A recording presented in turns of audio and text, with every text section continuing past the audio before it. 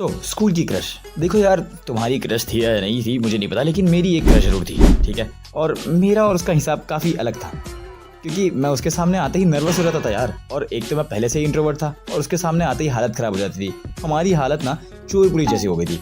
वो कभी कभी मुझे किसी काम से ढूंढती रहती थी और मैं उससे शर्म के मारे मुंह छुपाते रहता था।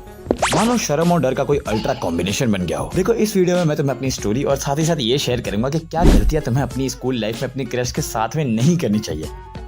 सबसे पहली गलती, अपने दोस्तों को मत बताना कि तुम्हें किसी लड़की के ऊपर क्रश है। बाकी दूसरी कोई गलती नहीं, क्योंकि तुम कितने भी ज्यादा कॉन्फिडेंस होकर चले जाओ उसके सामने तुम पिघल ही जाओगे। ये तो रूल है भाई, अपनी क्रश के सामने हर कोई शर्मा जाता है। हम बात करते हैं अपने दोस्तों की। कुछ भी हो जाए अपने दोस्तों को मत बताना, क्योंकि उन्हें जैसे ही पता चलेगा मानो वो अनाउंसमेंट ही कर देते हैं क्लास के अंदर। सुनिए सुनिए सुनिए, आप लोगों को बताते हुए बड़ा ही अच्छा लग रहा है कि मेरे दोस्त की एक क्रश है इसी क्लास के अंदर। कोई भी नजर ना मारे, हमारी भाभी है जन्म से। ऐसी हरकतें भी करते हैं वो। अब तुम सोचोगे कि इससे बुरा क्या होगा, पर यकीन मानो इससे बुरा भी हो सकता है अगर तुम्हारे दोस्त अपनी गिरी हुई हरकतों पर आ गए तो। मैं तुम्हें बताता हूँ कैसे। सोच के देखो, तुम अपनी क्रश के साथ किसी बात में लगे हुए हो, तुम उससे बतिया रहे हो बहुत ही अच्छे से, और तभी साइड से तुम्हारा एक चिलगोजा दोस्त आता है और वो बिना सोचे समझे ये कहता है, अरे भाभी कैसी हो, क्या हालचाल। ऐसी अजीबो गरीब हरकतें कर देते हैं तुम्हारे दोस्त। और पता नहीं लौंडे को कौन सा चरम सुख मिल जाता है ये भाभी बोलने से। अबे सालो, तुम थोड़ी देर अपना मुंह बंद नहीं रख सकते क्या?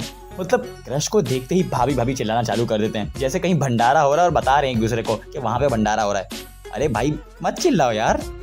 पर बात यहीं पे खत्म नहीं होती। तुम्हारी क्रश ने तो वो बात सुन ली और अब वो बोलती है, अरे ये लड़का मुझे भाभी क्यों बोल रहा है? अरे वो तो सुभजीत था। वो क्या है ना, उसकी भाभी एक बार छत से गिर गई थी और दौड़ने लग गई थी। दौड़ते दौड़ते वो मैराथन के रेस में चली गई और मैराथन के रेस में वो भी दौड़ती रही। तुम्हें पता है मेडल जीतने के बाद भी वो कभी घर नहीं आई और लोग कहते हैं कि आज भी वो दौड़ते ही रहती है।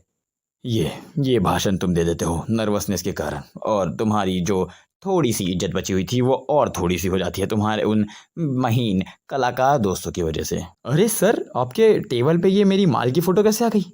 सर देखो, इससे दूर रहो, अगर ये मुझे नहीं मिली ना तो पूरे स्कूल को आग लगा दूंगा मैं। अच्छा, मतलब ये तेरा माल है।